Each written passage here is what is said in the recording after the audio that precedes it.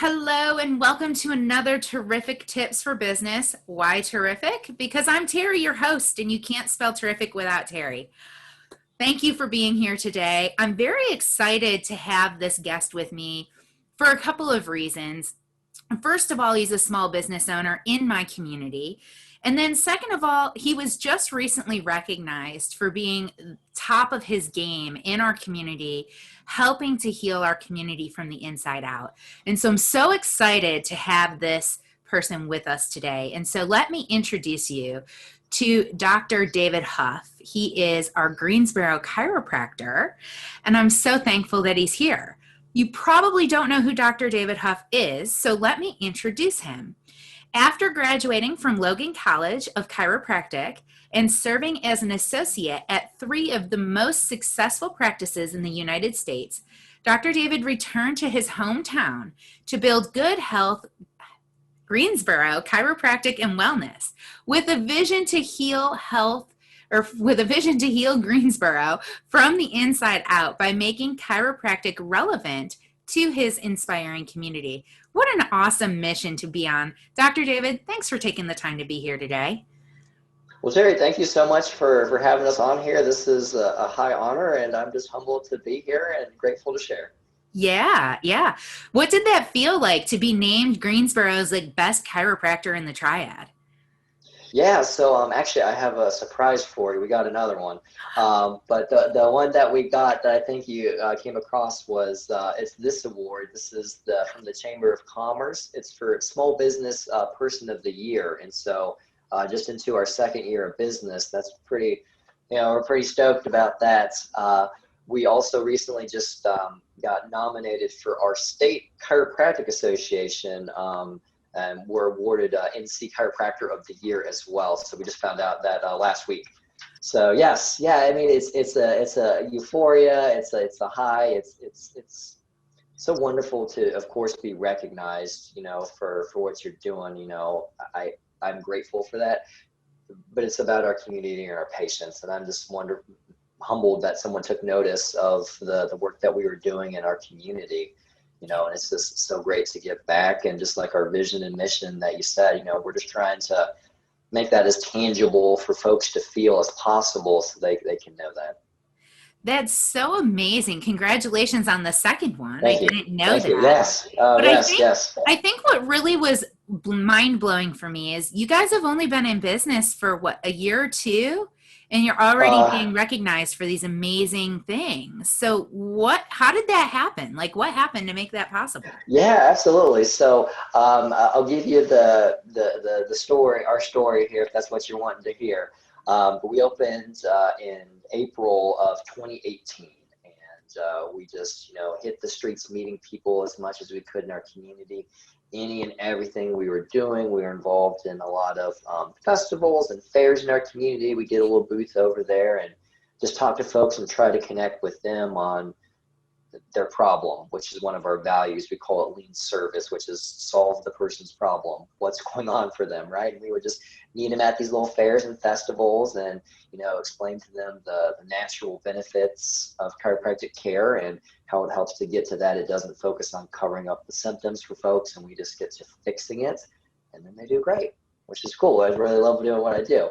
But we started, just hitting the ground, meeting any event we could do. We did tons of health fairs through different things. We connected with other local businesses, just meeting as many folks as we could. And it was just a lot of, for us, energy-driven practice. Our very first year is just us making stuff happen, just from meeting folks and with, of course, nice attitudes, and just grateful to meet everyone. Greensboro is really special to us. Like you said, we're from Greensboro, my wife and I, and so this is, our home. My vision is we're, running for a community chiropractor, and so to be kind of nominated like this and win those awards, it's very touching. Absolutely. That first year, yeah, we were just meeting so many folks. Then we kind of started to pivot and shift our marketing in our second year, which was wonderful timing. Where we got everything pretty much referral based in our practice, or we're able to, our patients were saying, hey, I get my mom and my dad, or do you work on kids for allergies or this or that?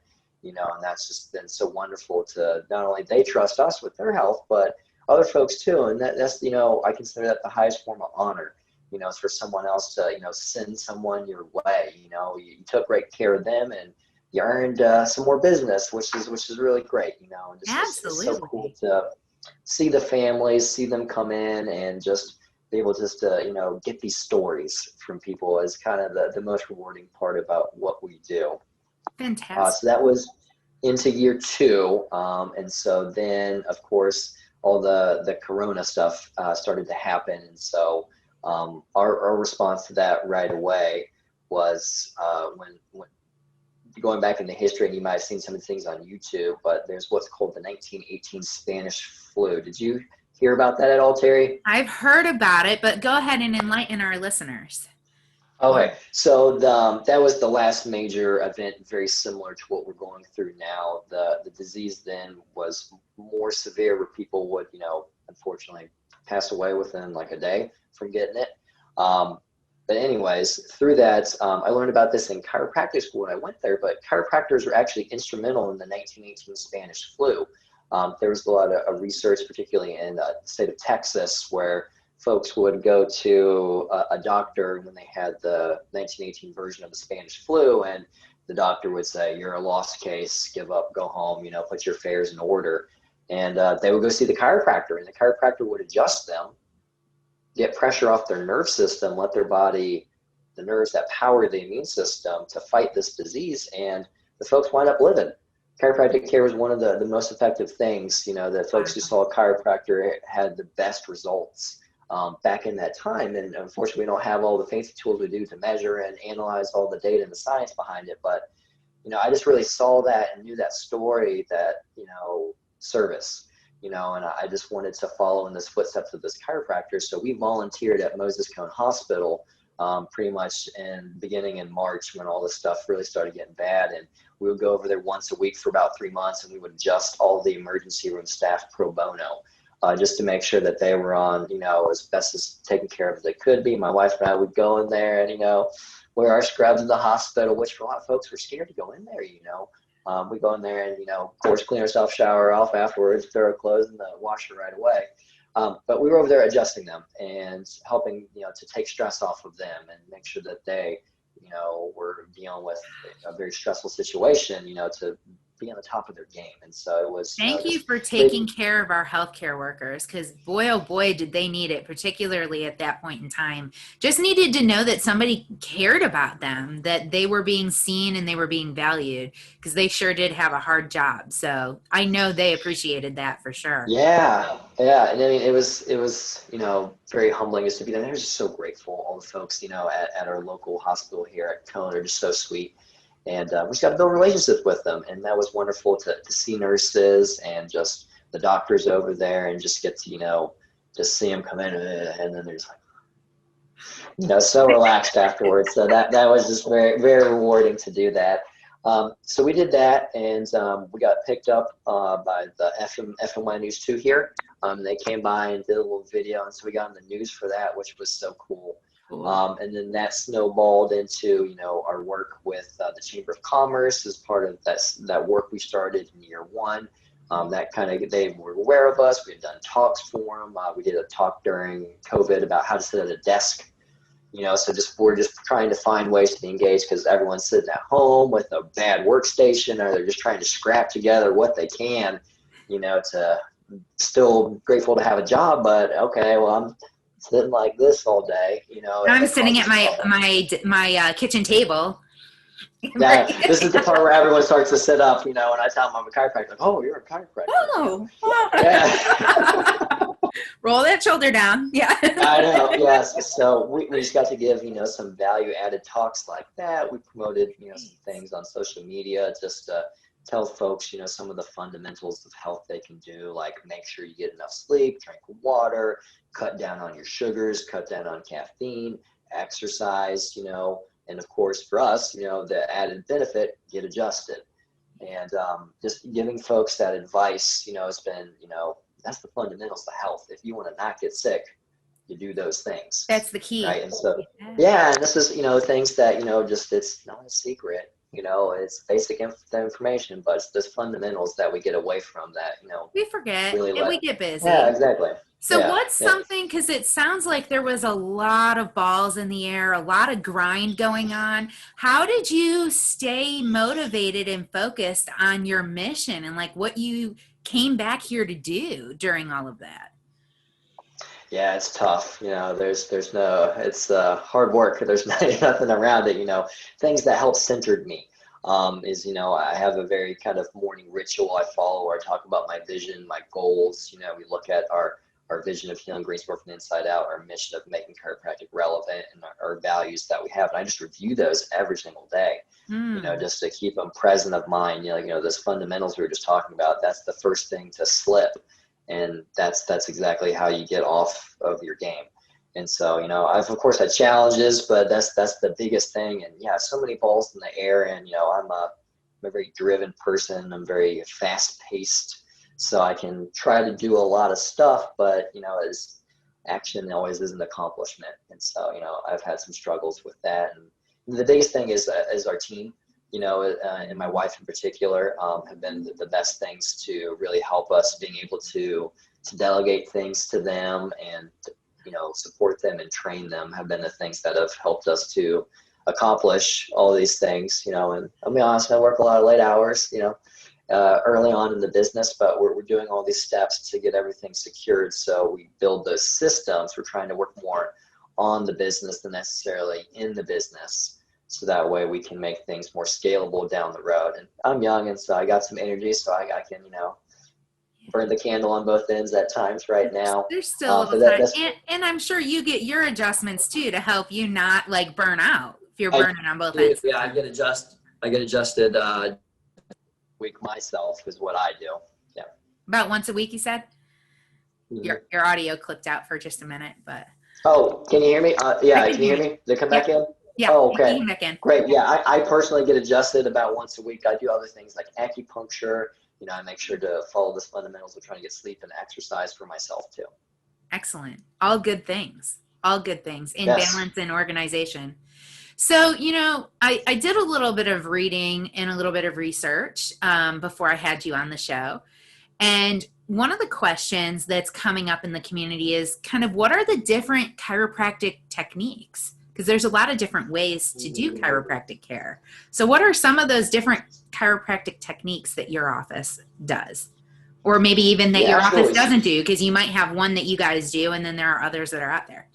So, Correct. Yeah. So the kind of the best way to break it down is the traditional hands-on adjustments. There's different instruments that can assist with the adjustments, and then there's tables that help do the adjustment where the parts of it come up and go back down as we do the adjustments. And so those are kind of the three main ways to think about it. Very gentle, kind of partial manual, and then the full traditional hands-on techniques that with chiropractic, and we do all of them in our office. Those are the main three differences. Yeah, as far okay. as if folks are looking for chiropractors, some people are like, "Oh, don't crunch my bones," right? Or some people are like, "Oh, get them." Everyone has a different preference. And in our office, we make sure to listen to folks and explain to them what we have to do for the results that they're looking for, but then also their preferences as Yeah. well.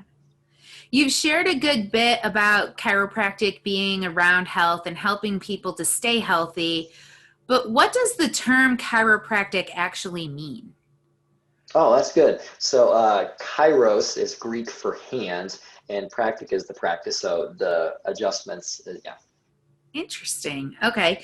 So what you're adjusting is just the spine, or are there other areas that you're adjusting? Yeah, so we primarily focus on the spine, and the reason for that is the nerves from your brain travel on the inside of your spine for protection, and they go down your arms, down your legs, things like sciatica, if you've heard of that. But the nerves also go on the inside of your body to all the organs. Remember, your brain's the boss, and the nerves are the way that it controls everything in your body, both the things that you can voluntarily do, like I'm moving now, but also, for folks around lunchtime, you don't have to think, oh, let's make some stomach acid. Your body does a lot of stuff on autopilot, right? Right. And so when those nerves get shifted or irritated, or there's too much static electricity inside those nerves, it overloads. And like a fuse box in your house, sometimes it will trip a breaker, and that's when the bones shift out. And through my assessment, I can find out where those trouble areas are, and we just reconnect those nerves, replug your brain and your body back together. And that's essentially how chiropractic works to fix things. Gotcha. Gotcha. So kind of like So an electrician and like a mechanic, if you want to think of it that way. yeah, that's a great analogy. I was just going to ask, so basically a chiropractic adjustment, when people are asking, what does a chiropractic adjustment do? You said it basically makes it so that your brain and body can properly communicate. 100%. That's amazing. Our bodies are really amazing things. They can heal themselves if we give them the right tools. And so chiropractic Absolutely. care is definitely one of those tools. Yeah, I think you really said it well. Your body is self-healing, and a lot of folks, kind of put their responsibility for their health on their doctor, and it doesn't work that way. You're responsible for yourself. Now, as a physician, we're here to help. We want to give you the best advice, but that's kind of the first step where I see folks, go wrong, or they wind up getting in trouble. It's your body. Take care of it. You only get one. True, exactly. We do only get one. So how is chiropractic care and physical therapy different from each other? Because they're very similar, right? Yeah, on the surface, they can appear very similar. What chiropractic focuses on is doing the chiropractic adjustment, which is very specific with a certain angle, direction, and drive in which we're looking to access and talk to that nerve and reconnect everything. Physical therapy focuses more outside of the spine on the extremities, and in particular, their main focus is on the muscles of the body, tendons, and the movements of the body are kind of the best way to sum it up. So if somebody was having a shoulder pain, for Mhm. example, I'm just trying to pull something like shoulder pain from either playing too much tennis or too much golf, would having chiropractic care and physical therapy in conjunction be something that that person might want to think about? And would it speed up the healing? Like, what would that do for them if they had them both? Oh, absolutely. Yeah, doctors are different. Some doctors like to hog the ball, or the patient, if you want to think of it that way. We're very open. I work hand in hand with a physical therapist. I refer many of our patients, and we co-manage and work together on them. And I do find, like you're saying, that they get better results. It's not really rocket science, but there's different approaches that we do. And when we have more folks together working on their specialties, we can find that, our folks get better results. So I've sent numerous folks for very similar situations like that to physical therapists or other doctors in the area with different specialties, just to make sure that we're, like I said, we're solving the problem. We're there to help guide and lead.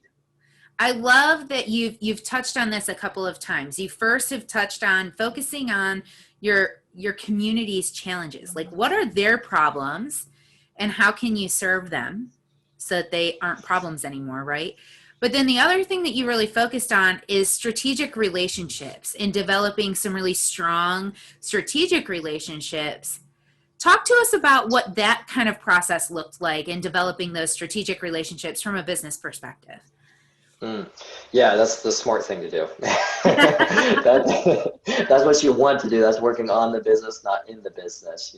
I'm very, I'm fast. I just want to be in that technician mindset to do things. But this is where the brilliance of my wife comes in, and her thought process. She's very complimentary to me. She's almost kind of the exact other side of me. And so we're two, like the book, The Missing Piece, the kid's book, where it's got the little wheel and the wedge. We're kind of like that. Anyways, I love but it. I love it. That's awesome. yeah. But no, she, just really does relationships, and it's just, there's a bit of intuition, that comes with that, but trying to do right by folks is kind of the best way to sum it up. It's stuff you learn when you're a kid, between, what's right, what's wrong. Yeah, you can make a buck here if you enforce this policy or did this, or, acted a certain way to a person, but that's not going to build a long-term relationship in the community. And we knew that from day one when we were building our business. We wanted to be that community chiropractor feel for folks, and we wanted to make it as easy as possible and be as patient-centered as possible, not doctor or procedure or technique, specific. as far as that. We just really wanted to meet people where they're at. And that's been the biggest part, for patients, but, for community folks, people, if they send you a referral, you want to take great care of them. You want to give them updates. You want to thank them for it, give them little gifts. One of the best things that we've learned in that process, and my mentors explained this to me, is it goes, the order of how you build a business is operations, then experiences, then referrals, then marketing. And so you gotta dial in, your everything from your whatever it is. It has to be super consistent so folks know what to expect. And then you work on making it nice and smell good, and how you treat them, or how you develop those relationships with them. And then hey, I gotta get my mom or dad in, or oh, I think this product I have would also go good with them. And then we directly work on that. So where we're at right now, we're still in that building, getting the operations, working on our experience, fine-tuning things before we move into that other stuff. But some of the big relationships in our area that I guess are across, for your audience across the world, networking meetings are a great place to go to. Like for us, we did the Chamber of Commerce, which is a name brand kind of version of that. And so that's been really helpful for us. Just going and, for us, talking to other providers in the area, a lot of medical practitioners outside of what we did with the hospital has been really big. Talking to other chiropractors in the area. We've actually gotten a couple of referrals from them for folks who they're not able to see, or they don't have the equipment or the things that they want to, and they wanted to send them over to us. So that's been really helpful for us as well. I love that. You've found a way to flip your competition into cooperation is what I call it. And it's an opportunity where you can refer to each other, because there's going to be a point where somebody's at capacity, or an energy doesn't align, or a personality doesn't align. And that patient's going to be looking at them going, okay, so who can I go see? And if they don't know who their competitors are, that they can say, well, you could go see this person. Then you're kind of stuck, not really being able to provide. And especially in a wellness field, you never want to not be able to provide the needs for that patient. First. Yeah. Yeah, absolutely. So I love that you talk about relationships, because I think relationships are a critical component to life. I mean, it's about as essential as air is to our lungs for breathing. Like, having the relationships is a necessary component to being a human being and being part of the human experience. What are some things that you have found that have really helped you guys to, you've talked a bit about how you've found some of these relationships, but how did you really start to establish these relationships and discover if this person is a really good potential partner for referral or strategy, or this person maybe isn't? Like, where did that relationship kind of come to fruition? How did you make that work? So kind of more of how we kind of started building those relationships. Is that what you wanted to know? Yeah. Yeah. It's just just getting in front of them, being able to meet with them. My wife and I, are very in your face, personable, want to meet you in person kind of people. And so, just getting a meeting with them, making it really easy for them to, understand our business and, why they would want to work with us, or their referrals, that's been a big part of it, bringing resources to them, or just, it kind of goes back to the sayings, people, I'm gonna get this a little backwards here, but, it's they want to see that you care first, basically, and then after that, everything's good. And just building that trust with them is so important. And it's a process, and just being honest and exposing your vulnerabilities when you have them, so they can understand that is really important, and just asking them, questions. That's the biggest thing that I've grown personally. And it's just, well, what are we doing? Well, what can we do better for you? When we were making our business, we were asking, what does our community need? What are they looking for? What are their pain points? Where are they missing out on things? And when we're going with these different medical doctors or other businesses in the area, we're just trying to understand them first, and what can we bring for them? How can we work with them, and just know who that person is first before their business, if that makes sense.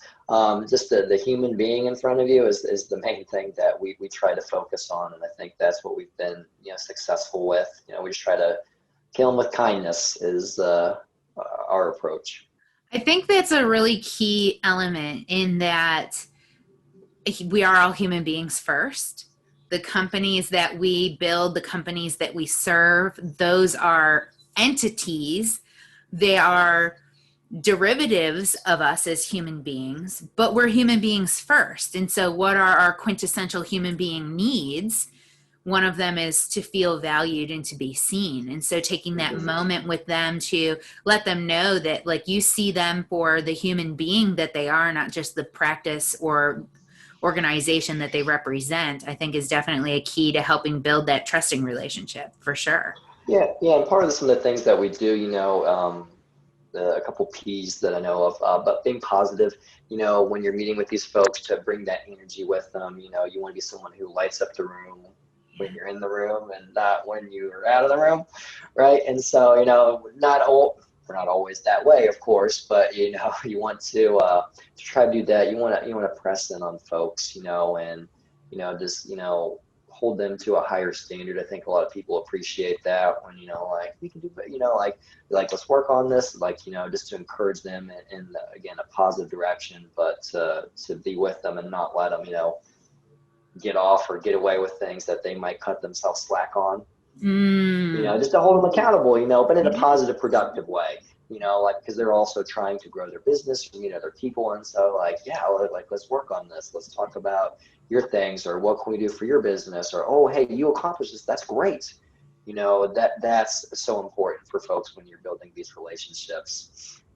To be persistent, right, is one of the biggest things when you're doing this. Folks are so busy now, and if you miss a meeting or something, it's not they don't like you. It's probably just because they were busy. You're doing something. We move so fast, and there's so many balls in the air. I can relate, right? That sometimes things just kind of go by the side. You just remind them it's nothing personal. It's just they're busy doing something else, and it might not be the time to work with them or follow up right now. But just keep little things coming their way, and just keep chugging along. Those are some things that we've found helpful, to build these relationships. I don't know, there's some quote, it takes on average, 12 touches before someone, turns on to your idea. And so, you just got to keep, running into folks, or, however you decide to connect with them, to be on there in a way that's, is respectful of them. It's definitely a minimum of 12. It used to be 7. Oh, is it more? Yeah. I think it's closer to 14 now. On average, the average American has over 50,000 forms of advertising in their face on a daily basis. So if we have more than 50,000 forms of advertising in our face on a daily basis, we have to cut through that noise, and it takes a long time to do that. So do you have tools or automations, or how is it that your team is working to start cutting through that noise so that you can be that pleasantly persistent is what I call it, pleasantly persistent chiropractor in town that everybody can say, look, this is the person who's going to hold you accountable. They care about your health. There's somebody that you definitely want to talk to, work with, go see, because they've got this and they're not going to let you slip. So how do you help with that? Like, what kind of, are you using tools, or do you have tools that you want to be using? We have some tools, and it's like any computer system, it's not perfect. If you're looking for the golden goose of this one thing will change your life forever, you might be frustrated. And so there's a lot of hard work that goes into it. And, we have those modern systems where it automates things like reminders or templates for things, to save time, but still give, that only and exactly experience that we're looking to create for folks. But yeah, I mean, there's those little tools, and, they could always be nicer, and, I'd love for them to make it my way. But, they're there and they help. It's not the big thing. What we focus on, and going back to those relationships, is, those soft skills of how you connect with someone will always trump, in my opinion, technology. Mm. right? Yeah, you can have some fancy little things where, you got to time just right to, ask for a review or to remind them about this. And you can be really clever with that stuff and it works. But, as far as the buzz, you're trying to create in your community, it's just, like that's the dynamic person you bring with you, you're your brand, right? And so when you bring that with you, just, how you greet someone, how you talk with them, focusing on again, the human aspects are, I think, the best thing, because when you get one customer talking about you, they go tell someone else. Well, there's scalability right there. You don't computers are good, but I think, the people are going to be better in the long run. Absolutely. Yeah. That is so great. Are there, I mean, don't get me wrong, I love technology. It's so cool. yeah, I'm a nerd. I build computers, right? I'm into that stuff. But just as far as our business, what I've seen that's worked for us that is just personal touch? connecting with folks has been number one, no So question. just picking up the phone and calling them. Calling them, texting them, meeting them in the community, um, and just us, too, is, how we find more people like this. If we're the smartest person in the room, then we should be in another room, and so That's a that, great tip. Yeah. yeah, we just to find other folks, to connect. And, being humble, we've asked so much for help from so many people, and they've come through for us in so many ways. Not only our patients for showing up, right, but for other community leaders, we've connected with our coaches, and that's been the biggest thing. It's just, it's okay to ask for help, right? It's good, especially for us. People ask for our help all the time for us to solve a problem. So for our business, we ask other folks, all the time. Folks who have been there before us, those are some of the main relationships we want to, gather, and the ones that have been the most helpful is other chiropractors for us who have been doing it for 20, 30 years, and they have a business at this mature stage, or these other goals that we're looking for. And like, hey, how'd you do that? And then just understanding for them, but, knowing for us, we're different. And if I did the same things they did, it might not work the same way. And so Mm. that's the frustrating part, but we do understand that too. That's so critical. I love that you touched on having a coach, because we all need help sometimes. So definitely get yourself a mentor or a coach if you're listening. There is no shame in asking for help. We all need it sometimes. We need somebody to be able to model. So I love that you mentioned that too. Find somebody in your industry. Doesn't have to be in your area. In fact, it might be better if it's not in your area, right? Go find somebody in your industry that's 3 or 4 states away, or across the country, or in a different continent, so that you can model what they've done. But also remember that what they've done is unique to them, and you can model it, but you really do have to make it your own, because what works for Absolutely. them might not work for you. It might not jive with the personality that you are, or might not resonate with your area or your audience. So you do need to just kind of model what they're doing, but tread lightly, for sure. Great advice. Yeah. Yeah. Another thing too, we found that, when you're bringing that up has been helpful for me is just, staying positive. Mm. Like my wife's pregnant right now. And one of the things I've heard from other folks too is, when the baby comes, it's show me the baby, show me the baby. It's not talk about the labor pain. I want to see the baby. I want to see the fun stuff. I want to see the good things, and just, there's tough times, with the small business. There's no way around it. It is more challenging, I would say, now than it has been previously, from, markets being more saturated or more analyzed, and so that does make it more challenging. But I think, and what I tell younger folks than myself, or folks who are, if they ask for my advice, is, that there's not a lot of people who take risks in today's world. And so for the folks who do take the risk of starting a business, a venture, whatever, there's a lot of stuff out there for you to grab.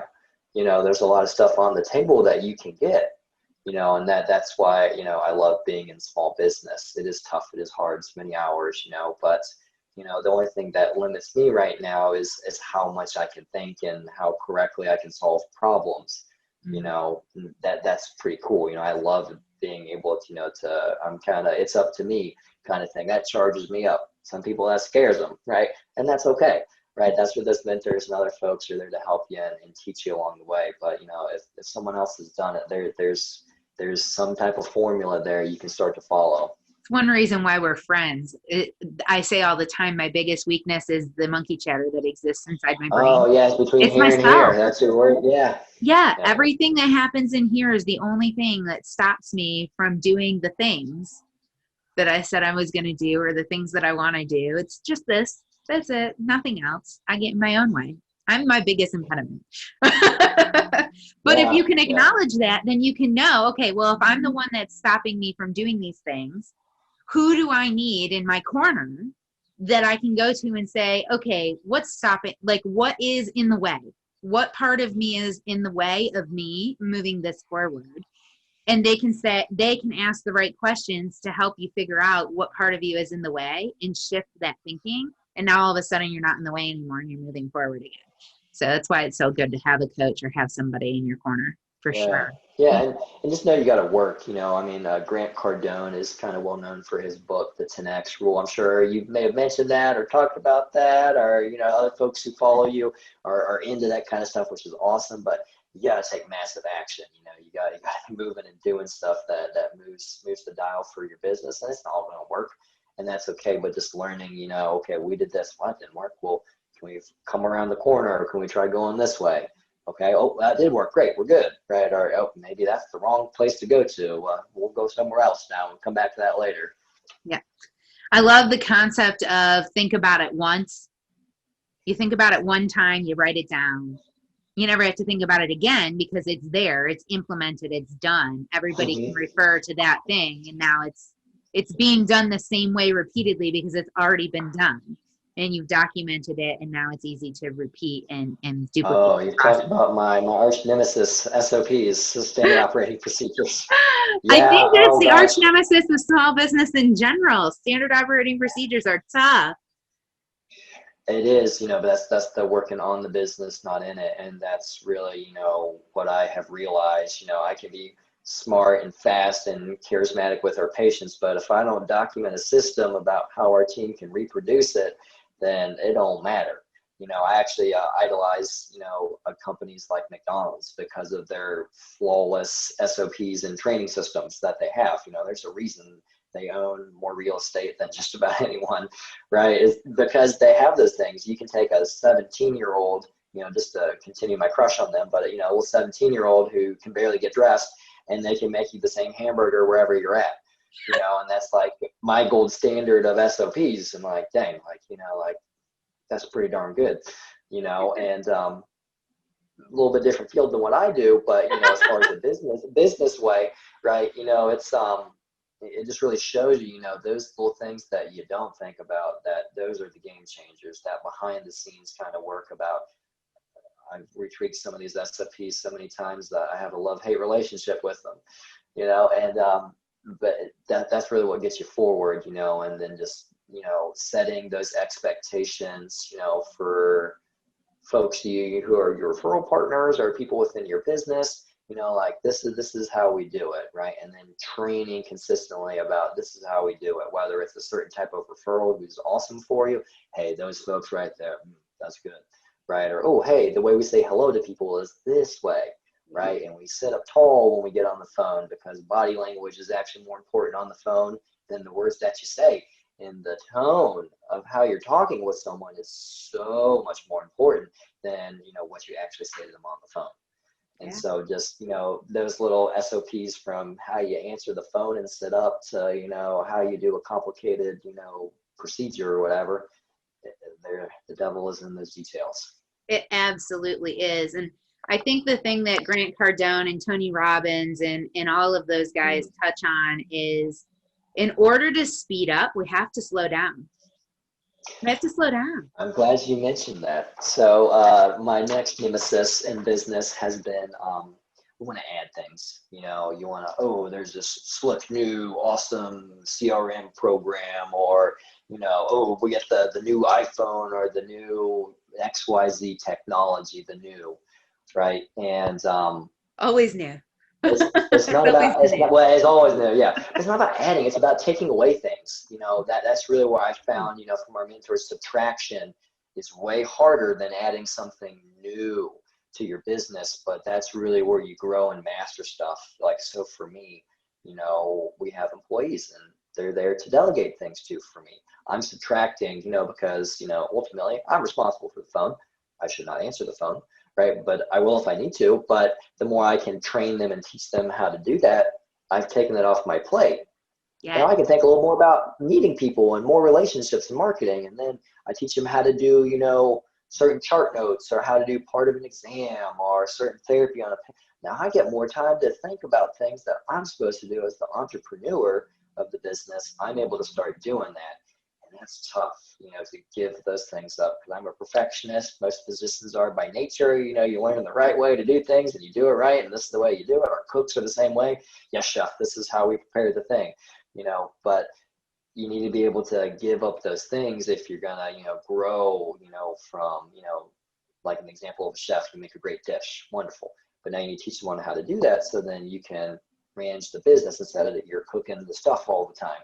Well, if you free yourself up, now you can have 2 restaurants and 3 restaurants, or worldwide, or whatever, and subtraction. It's painful at times, but it is the way to go from what, I've found for myself. I love the term that I heard about in one of my courses that I was taking: automate, delegate, eliminate. So if you have a list of to-dos a mile long, analyze each one of them and say, does it really need to be done? Okay, if it needs to be done, then you have to decide, do I have to do it? Because if I don't have to do it, but it does need to be done, can I automate it or can I delegate it? Because if I can automate it or delegate it, it's no longer on my track. And if it's something that doesn't actually need to be done, guess what you get to do? Eliminate it. It's gone. Never to be done again. Well said. Isn't it wonderful to be able to find the things that you can say, hey, we've been doing this thing consistently for the last 2 years, and I don't think we need to do that. I don't think it actually adds any value, or I don't think it's a good use of time. And now you've eliminated it from your list. You've eliminated it from your employees' list. You've freed up their time to do something that is more important that you can take off of your list. That's such a good tip. Yeah. Yeah, it's been painful and it's challenging, but that is the one of the ones that's it is a painful one sometimes, for sure. I've realized it's right, no matter how much I want to add something, which is the easy go-to, it's just, you said it pretty well, how can you take that stuff off your plate? Absolutely. Well, Dr. David, this has been an absolute pleasure. I've so enjoyed the conversation. Thank you for your wisdom, your tips, sharing your story, and giving us some insight into the world of chiropractic. I know that's going to be useful for the people that are listening, but I know they're also going to want to touch base with you. So what's going to be the best way for them to connect with Good Health Chiropractic in Greensboro? Oh yeah, the best way is for myself to do that, and so I'll give you you got my email. That's the easiest way, but I'll just say it here. It's drhuff@goodhealthgreensboro.com, and I'm open, and I'd love to share folks. I've been blessed by so many kind folks to share with me. So if there's anything that I can do or specifics that folks who are listening have questions about or want to know more, I would love to share that and answer anything I could for you. Excellent. Excellent. And do you have a website that they could go to maybe check out some more information or schedule an appointment? Yeah, of course. Yeah, it's goodhealthgreensboro.com in the area. Just do a Google search for Good Health Greensboro and it will come up for you. Fantastic. Well, thank you so much for taking the time with me and with the listeners. And I am so looking forward to the next conversation. Thanks so much, Terry. And everyone, just make sure you stay engaged too. It takes time and repetition, and you just stay plugged in. Very good. Till next time, everybody.